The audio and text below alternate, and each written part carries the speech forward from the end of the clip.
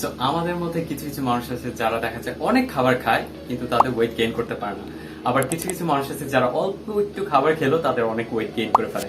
এখন কথা হচ্ছে ভাই প্রবলেমটা কোথায়? প্রবলেম কি তাদের যারা অল্প খেয়ে অনেক গেইন ওয়েট করে, নাকি যারা অনেক খাবার খাওয়ার পরও ওয়েট গেইন করতে পারে না? এখন বিষয়টা হচ্ছে যে এটা না, বিষয়টা হচ্ছে ওইটাই যেটা হচ্ছে আমাদের খাবারের ডায়েটটা প্রপার না। তা আমাদের খাবার ডায়েটের পাশাপাশি শুধু যে খাবার ডায়েটটা কন্ট্রোলে রাখলেই হবে তা না, আমাদের পাশাপাশি এক্সারসাইজ করতে হবে, এটা মাথায় রাখতে হবে নাম্বার 1।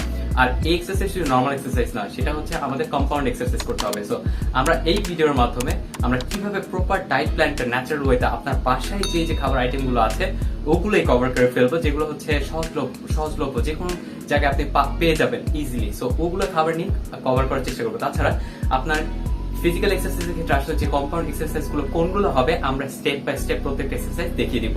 আর হচ্ছে এটার পাশাপাশি আপনার কি পরিমাণ রেস্ট নিতে হবে, আপনার কিভাবে আপনার ক্যালোরিজটা ক্যালকুলেট করবেন, ওইটার জন্য আমরা একটা সলিউশন, একটা টেকনিক আপনাদের সাথে শেয়ার করতে যাচ্ছি। তো ততক্ষণ পর্যন্ত আমাদের এপিসোডের সাথে থাকুন। সো আমরা এখন একটু ডায়েট নিয়ে কথা বলি। সো ডায়েট নিয়ে কথা বলতে গেলে আমাদের সকালের নাস্তা ব্রেকফাস্ট থেকে শুরু করা বেটার। তো সকালবেলা আমরা কোনটা খেতে পারি, কোন ধরনের খাবার খেতে পারি? সকালের মধ্যে আমরা মিল্ক খেতে পারি, মিল্কের মধ্যে সব ধরনের প্রোটিন বিদ্যমান থাকে, তো আমরা মিল্ক খেতেই পারি। তো এটা একটা উপকারী খাদ্য, তো এটা আমাদের মানে ওয়েট গেইনে অনেক হেল্প করে থাকে। তারপর আমরা কি খেতে পারি? তারপর আমরা এগ খেতে পারি। এগের মধ্যে হচ্ছে ভিটামিন এ থাকে, তারপর হচ্ছে B2 থাকে, তারপর হচ্ছে জিঙ্ক থাকে যেটা আমাদের রোগ প্রতিরোধ ক্ষমতা হেল্প করে, তারপর হচ্ছে আমাদের ওয়েট গেইনিং এ হেল্প করে, হচ্ছে আমাদের ত্বকে হেল্প করে থাকে। তারপরে যদি আমরা একটু মানে আরেকটার দিকে সেটা হচ্ছে খেজুর। আমি খেজুর কিন্তু অনেক উপকারী একটা ফল, আপনাকে এটা খেতে পারেন, যেটার মধ্যে ক্যালসিয়াম প্লাস ম্যাগনেসিয়াম দুটোই বিদ্যমান আছে। আর একটা খাবার আমরা খেতে পারি যেটা সব জায়গায় হচ্ছে অ্যাভেলেবেল পাওয়া যায়, সেটা হচ্ছে কলা। কলা আমরা যদি একটা হাফ সাইজের একটা কলা খাই মিডিয়াম রেঞ্জের, সেটাও 100+ ক্যালোরি থাকে ওটার মধ্যে। সো কলা খেলে আমাদের রোগ প্রতিরোধ ক্ষমতা থাকে, ওটার মধ্যে B6 থাকে, ইভেন ফাইবার থাকে, যেটা আমাদের হজম শক্তিতে অনেক হেল্প করে থাকে। এখন কথা বলা যাক যে আমরা দুপুরে কোন ধরনের খাবার খেতে পারি। সো দুপুরে আমরা খাবার খেতে পারি, ধরেন আপনি অনেকে ভাবে যে আমরা শুধু গরুর মাংস খাবো, এটা খেলে আমাদের অনেক প্রোটিন সোর্স পাবো, আমাদের ওয়েট গেইনিং হবে। এটা আসলে একটু ভুল ধারণা, কারণ গরুর মাংসের মতো কিছু কিছু অপকারী জীবাণু থাকে অথবা অপকারী ইনগ্রিডিয়েন্টস থাকে যেটা কিনা আমাদের ওয়েট গেইনিং হেল্প করে না। তো এই ক্ষেত্রে আমরা কি করতে পারি? আমরা যে ডাউল খেয়ে থাকি, আমাদের বাসার মধ্যে যে ডাউল থাকে আমরা ডেইলি খেয়ে থাকি, তো সেক্ষেত্রে আমরা পাতলা ডাউলটা খাবো না, আমরা ঘন ডাউলটা খাওয়ার চেষ্টা করবো। আর ডাউলের মধ্যে অলমোস্ট সব ধরনের প্রোটিন সোর্স বিদ্যমান থাকে, এর জন্য ডাউল অনেক ইম্পর্টেন্ট। আমরা হয়তো অনেকে জানি না, বাট এটা অনেক ইম্পর্টেন্ট একটা খাবার যেটা আমরা দুপুরে খেতে পারি। এর পাশাপাশি কি খেতে পারি? আমরা হচ্ছে চিকেন খেতে পারি। চিকেন ব্রেস্ট যদি আমরা খাই 100 গ্রাম, সেটা বেশ অনেকটাই কিলো ক্যালোরি থাকে, সেটার মধ্যে ক্যালোরি থাকে।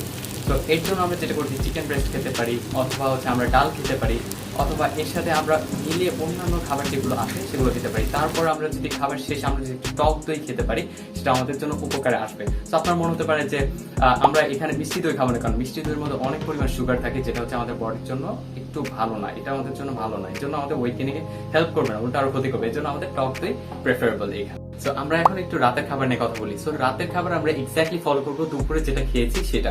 জাস্ট আপনি যদি ইন এডিশন একটা কিছু অ্যাড করতে চান, সেটা হচ্ছে ডিম অ্যাড করতে পারেন।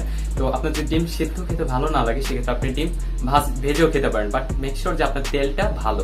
তো সেক্ষেত্রে আপনার দুপুরে যা খেয়েছেন আপনি রাতে সেমটাই ফলো করবেন। যদি বাই এনি চান্স কোনো ব্যস্ততার কারণে আপনার দুপুরে কোনো খাবার আইটেম মিস চেয়ে থাকে, সেটা রাতে আপনি রিকভারের জন্য ওটা খাবেন।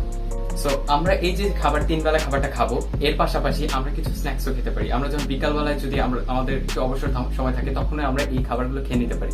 সেটা কি হতে পারে? সেটা হচ্ছে আমরা কিছু কিসমিস খেয়ে নিতে পারি, তারপর হচ্ছে আমরা সিরিয়াল খেয়ে নিতে পারি, তারপর হচ্ছে আমরা ওটস খেতে পারি, তারপর হচ্ছে আমরা প্রোটিন শেক খেতে পারি। যদি আপনার কোনো প্রোটিন পাউডার থেকে থাকে বা প্রোটিন সাপ্লিমেন্ট আপনি ক্যারি করে মানে কন্টেইন করে থাকেন, তাহলে হচ্ছে আপনারা প্রোটিন শেক বানিয়েও খেতে পারেন। আর অথবা এছাড়া হচ্ছে আপনারা পটেটো খেতে পারেন, আর আপনি ফালুদা খেতে পারেন। ফালুদার মধ্যে হচ্ছে অনেক ধরনের ফল ফ্রুট মিক্স থাকে, তো এটা আমার মতে এটা একটু হেল্প করবে। আপনার হচ্ছে সব অনেক ধরনের বাদাম আছে, সেটা কাঠবাদাম হতে পারে, সেটা হচ্ছে চীনা বাদাম হতে পারে, সেটা নর্মাল রেগুলার বাদাম হতে পারে। তো আপনার যে কোনো বাদামই ওইটা খেতে পারেন। আর হচ্ছে আপনি সিরিয়াল যেটা আপনি বললাম, ওটস যেটা আছে, এগুলো সব যে কোনোটাই আপনি আপনার সাধ্যমতো আপনি খেতে পারেন। তো এগুলো হচ্ছে আপনার ওয়েট গেইনিংও হেল্প করে থাকে। সো আমরা এই খাবারের ক্ষেত্রে কিন্তু এই ধরনের কোয়েশ্চেন মানুষ আসে, তো আমরা যে বার্গার পিজা এগুলো খাই, এগুলো তো আমাদের ওয়েট গেইনিং এ হেল্প করে, বাট এটা ওয়েট গেইনিং এ হেল্প করতে পারে, বাট এটা আপনার বডিতে চর্বি অ্যাড করবে, ফ্যাট গেইন করবে, বাট আপনার লিন মাসেলটা গেইন হবে না। এর জন্য আমি আপনাদের সাজেস্ট করবো যতটা পারেন আপনি এই ফ্যাট এই ফাস্ট ফুড রিলেটেড খাবারগুলো এড়িয়ে চলুন। আর এর থেকে আপনারা একটা জিনিস মাথায় রাখবেন সবসময়, সেটা হচ্ছে calories in better than calories out. আপনি যখন ওয়ার্কআউট করছেন আপনি এটা মেক শিওর করবেন যে আপনি 1 ঘন্টা ওয়ার্কআউট করলে কত পরিমাণ ক্যালোরিজ আউট হয়ে যাচ্ছে তার থেকে বেশি ক্যালোরিজ ইন করতে হবে, তাহলে আপনার বডিতে মাসল গেইন করতে হেল্প করবে। আর এছাড়া হচ্ছে আপনার আপনি যদি 100% ক্যালোরি কনভার্ট করেন তাহলে হচ্ছে আপনার ওইটার মধ্যে 60% কার্বোহাইড্রেট থাকতে হবে, 30% protein and 10% fat is more than enough. So এটা হচ্ছে আপনি একটা এস্টিমেট হিসাব করে রাখবেন। আর আপনার মনে হতে পারে যে আমি ক্যালোরিটা কিভাবে ক্যালকুলেট করবো, সো এর জন্য আমরা একটা ইন্টারেস্টিং একটা অ্যাপস খুঁজে বের করছি প্লে স্টোর থেকে, সেটা হচ্ছে মাই ফিটনেস পাল। এটা লিখে সার্চ দিলে আপনার এই অ্যাপসটা পেয়ে যাবেন প্লে স্টোরে। সো আপনি ওইটাকে আপনার সাইন আপ করলে দেন হচ্ছে আপনার ইন ডিটেলস দিয়ে দেবেন আপনি কোন খাবারটা খেলেন, ওইটা দিলে আপনার ক্যালোরি সহ চলে আসবে।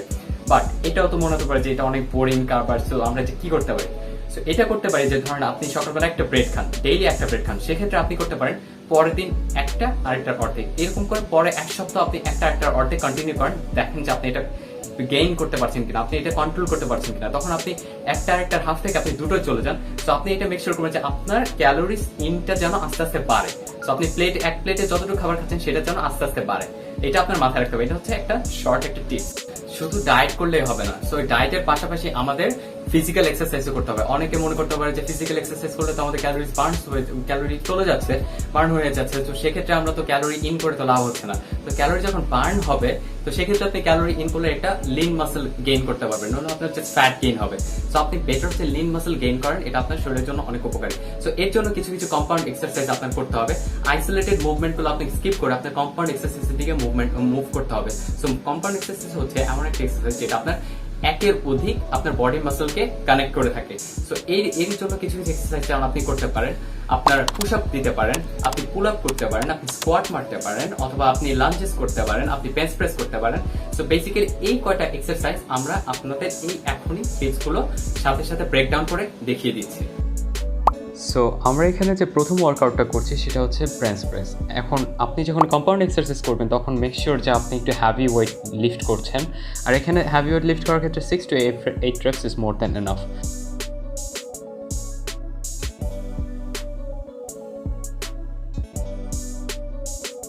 আমরা আমাদের সেকেন্ড এক্সারসাইজে চলে আসি, এটাকে বলা হয় ওভারহেড প্রেস অথবা মিলিটারি প্রেস।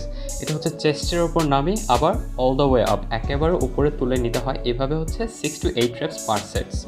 এবার হচ্ছে আমরা একটু পুশ আপ নিয়ে কথা বলি। পুশ আপ হচ্ছে সবচেয়ে মোস্ট ইফেক্টিভ একটা এক্সারসাইজ। এটা আমরা যে কোনো জায়গায় যে কোনোভাবে এটা ইনক্লাইন হতে পারে, ডিক্লাইন হতে পারে, অথবা স্ট্রেট পুশ আপও হতে পারে। সো 10 to 15 আপনি যে কটা পারেন সে কটা দিলে এনাফ। এখন যে এক্সারসাইজটা করছি এটাকে বলা হয় স্কোয়াট। সো এটা হচ্ছে ওয়েট নিয়ে স্কোয়াট। আপনারা ফ্রি হ্যান্ডও করতে পারেন, যেটা হচ্ছে কোনো ওয়েট থাকবে না, বাট আপনি স্ট্রেট 2 হাত সোজা রেখে আপনি বসবেন আবার উঠে দাঁড়াবেন, এটাকে বলা হয় স্কোয়াট। এটা অনেক ইফেক্টিভ একটা ওয়ার্কআউট।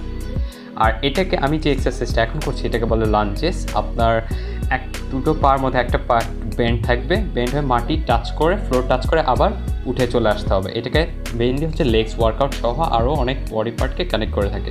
আর ফাইনাল যেটা করছি এটা হচ্ছে পুল আপস। সো পুল আপস হচ্ছে একেবারে আপনার যে বারটা থাকবে সেটার উপরে চলে যেতে হবে, দেন আস্তে করে স্ট্রেট নেমে আসতে হবে, দেন আবার নিজের বডিকে তুলে ফেলতে হবে। সো আমরা তো এই জিমের কিভাবে কম্পাউন্ড এক্সারসাইজ গুলো করতে হয় সেগুলো দেখিয়ে দিলাম। সো এক্সারসাইজের পাশাপাশি আমাদের একটা জিনিস মাথায় রাখতে হবে, আমরা যেই পরিমাণ এক্সারসাইজ করছি সেই পরিমাণ আমাদের বডি রিপেয়ারও করতে হবে। সো আমাদের বডি রিপেয়ার করার জন্য কি করতে হবে, আমাদের প্রপার রেস্ট নিতে হবে। সো আপনাদের daily at least 8 hours of sleep প্রয়োজন। আপনার ডেইলি 8 ঘন্টা ঘুম যেন আপনার অ্যাটলিস্ট থাকে, এটা আপনার মেক শিওর করতে হবে। আর প্রপার রেস্টে থাকে। শুধুমাত্র ওয়ার্কআউট করলেন, খাবার দাবার করলেন, বাট রেস্ট নিলেন না, সেক্ষেত্রে আপনার বডিতে কোনো কার্যকরী ইম্প্যাক্ট পড়বে না। আর আপনারা এটা ভাবতে পারেন যে আমরা এই এক্সারসাইজ গুলো তো জিমে করলাম, আপনি বাসায় কি করতে পারবেন না? হ্যাঁ, আপনি এইগুলো এক্সারসাইজ ফ্রি হ্যান্ড এক্সারসাইজ যেগুলো আমি দেখিয়ে দিয়েছি ওগুলো আপনি বাসায়ও কোনো বডি ওয়েট ছাড়াই এটা করতে পারবেন। সো আপনাদের যদি আমাদের এই এপিসোডটা ভালো লেগে থাকে যে কিভাবে আপনি বাসায় বসে আপনার weight gain body weight gain করতে পারেন, লিন মাসল গেইন করতে পারেন, সেক্ষেত্রে হচ্ছে আমাদের ভিডিওটা অবশ্যই আপনার ফ্রেন্ডদের সাথে শেয়ার করে দিবেন। আর কমেন্ট সেকশনে জানিয়ে দিন যে নেক্সটে আপনি কোন এপিসোডটা দেখতে যাচ্ছেন। তখন পর্যন্ত ভালো থাকুন, সুস্থ থাকুন, আর stay fit and stay healthy. Thank you.